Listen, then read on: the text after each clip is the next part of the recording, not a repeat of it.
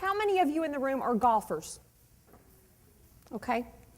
I actually need to credit Felipe, the concierge at this hotel, for helping me come up with some golf balls, a golf tee, and a golf club. I decided this morning that I wanted to use these as props in the presentation today, and I went to the gift shop and they did not have a golf ball. That's what I went for, was a golf ball. So I went to the concierge and I said, do you know where I might find a golf ball? And he said, oh, I'm a golfer. I have my golf clubs in my car every day. And he said, would you like to borrow a couple of golf balls? And I said, that'd be great. And he said, well, if you use golf balls in your presentation, you're probably going to need to use a club. And I would suggest a putter. And so then he said, and if you use a putter, you're probably going to need a golf tee. So when he brought those up and I went back to the concierge desk, he said, do you know what to do with these? And I said, I don't have a clue. I was just going to use a golf ball. And so we are behind the concierge desk this morning, and I asked for a golf ball, and I got a golf lesson this morning. So as I give you my example and show you my stance, I want you to know that he showed me, and he said he would be willing to give lessons if anybody needed them this morning. So I have a very good friend by the name of David Metter, and if you are a golfer, you might know his name. He was the golf champion, the national golf champion for blind people for the United States. He also represented the United States in the World Championship in golf in Japan. Now, I'm very good friends with David, so I'm comfortable to ask him questions. And I said, David, you're blind. How do you play the game of golf? And I will tell you that he lost his eyesight at 18 years old. And his father encouraged him to continue to play because he had such a passion. I'm talking about mentoring today, and I don't know most of you in the room, but there's one thing I know about most of you in the room. Most of you at some time or another had someone who believed in you, and they made a difference in your life. And David's dad at that point made a huge difference in his life. He encouraged him to continue to play the game of golf, even though he was blind.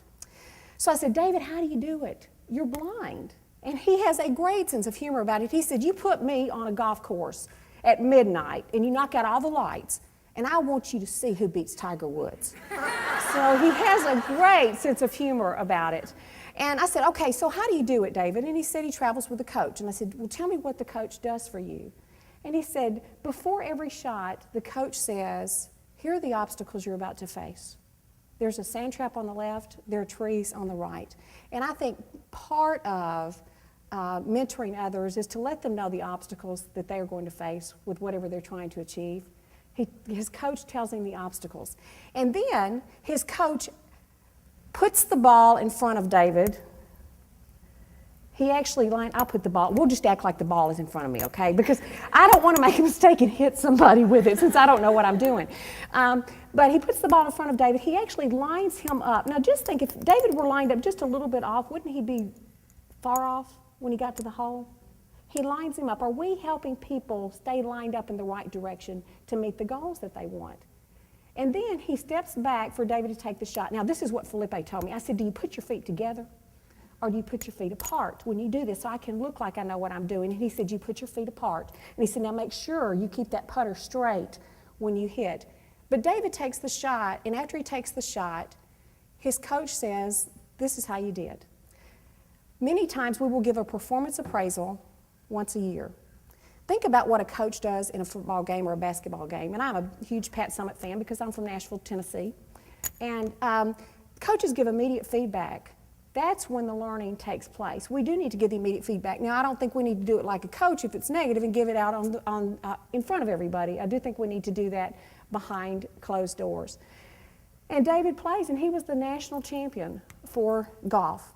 Now, let's talk about this golf ball. I did a little bit of research on the history of a golf ball, and it has a lot of dents in it. It has between 300 and 442 dents in a golf ball.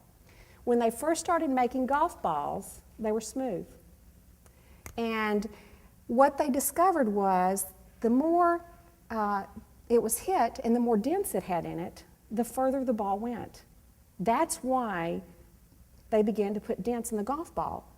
We all have struggles that we face in our lives. David's was huge. It was the loss of his eyesight. And as a mentor in someone's life, I want to let them know we can get through this. You can get through that. That's part of life, that you are going to face some obstacles. It makes you go further in life. I had 3 mentors in my life that made a huge difference for me. When I was growing up, I grew up very poor. I have a wonderful family, had a wonderful mom and dad, but no one in my family had ever been to college. And my grammar was terrible, absolutely terrible.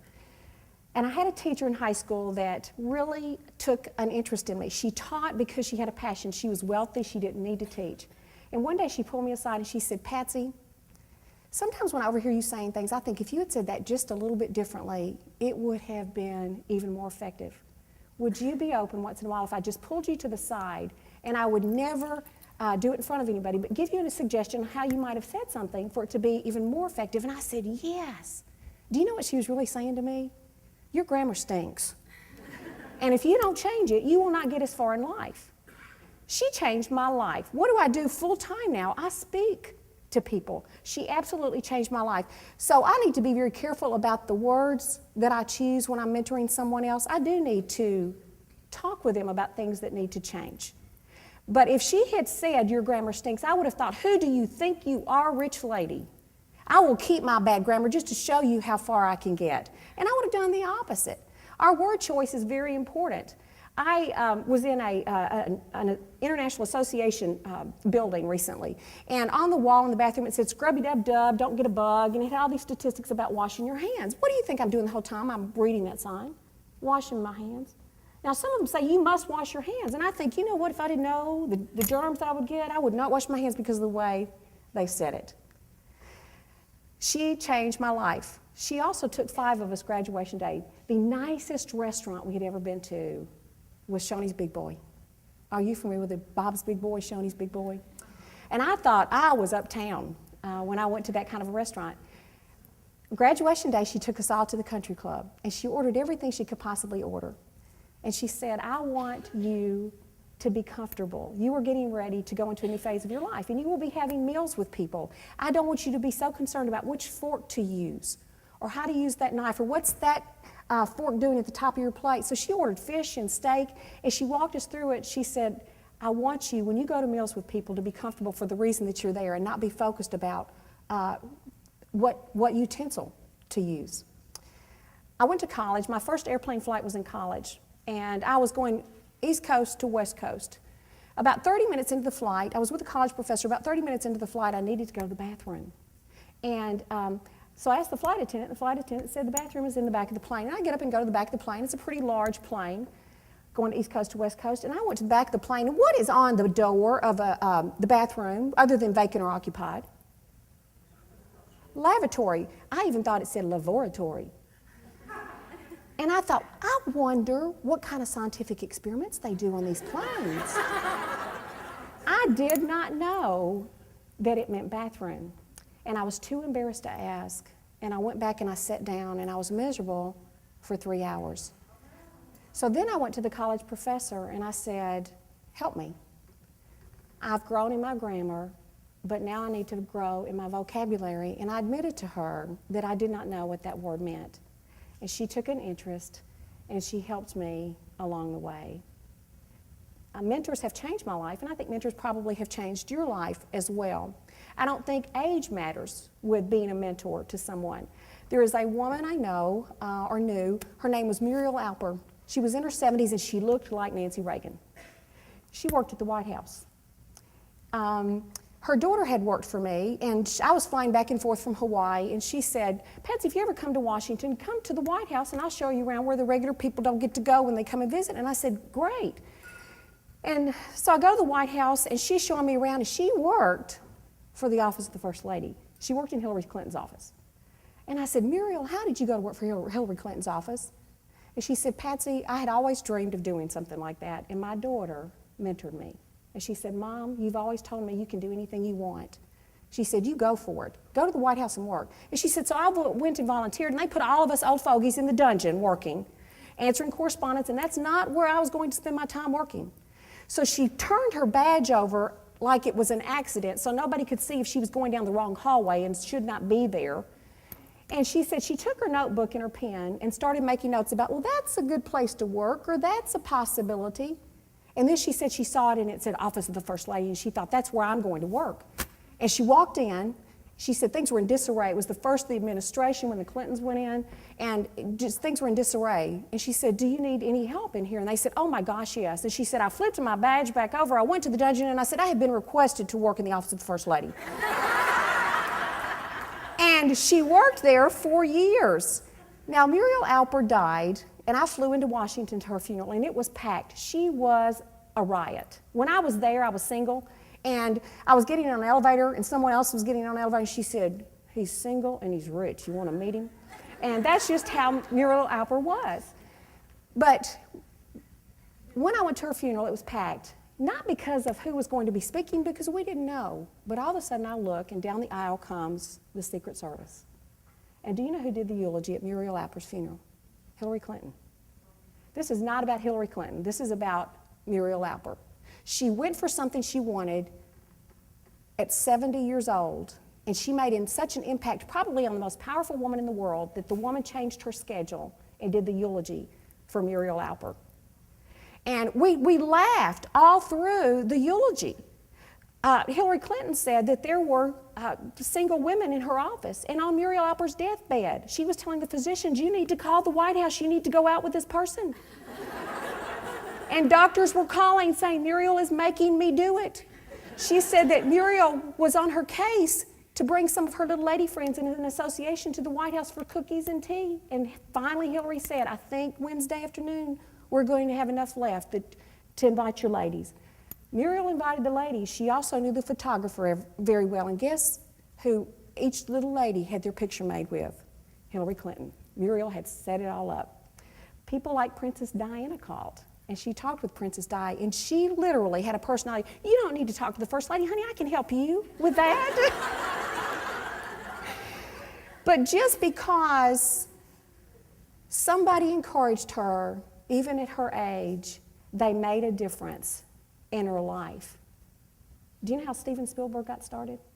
I heard him on the Actors Guild one night doing an interview. He said he was a young boy and he always had a passion for films. So he took a tour bus into one of the studios, and he did not get back on the tour bus. He hid in the bathroom so he could look around more. And an executive found him and said, what are you doing? And Steven Spielberg was very honest, and the executive said, I'm going to give you a 3-day pass. So every day for 3 days, Steven Spielberg went by the guard gate and showed his pass and said hello. Well, then the guard pretty much knew Steven, so day number 4, through the rest of the summer, he just came in and said, how are you doing today? And walked into the studio, and he started to learn how films were made. He had a passion for it, and he encouraged it. You have an opportunity to make a difference in people's lives by encouragement, by keeping them on the right path. Sometimes it's by example. The Wall Street Journal, a few months ago, had in it an article about a pilot.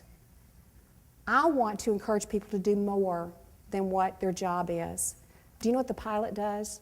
If there's an animal underneath in cargo, he takes a picture with a cell phone and he comes up and he shows the passenger, your animal's okay. If there is a child on board without a parent, he personally calls the parent and he says, this is the captain. If we're running late, I promise you I will call you just as soon as we land. He's in good hands or she's in good hands. The pilot goes out of his way. He greets everybody on board. Now, isn't it interesting, something that seemed so small got national attention, because I don't think we go above and beyond very much anymore, and I want to encourage people in the workplace. David Matter, I'm going to go back to him. He is disabled. He does not look at the part of his disability. He says, with the skill set I have, I'm going to maximize and do everything I can. He's going to look at the ability that he has versus what he doesn't have. We are all handicapped in a work environment sitting in this room. You either don't have enough staff, or the right tools, or enough time. And that's what we focus on. How about we focus on, like David, what we do have? Not focus on the dis part, but the ability part. And I encourage you to make a difference in the lives of people that you're working with. Thank you.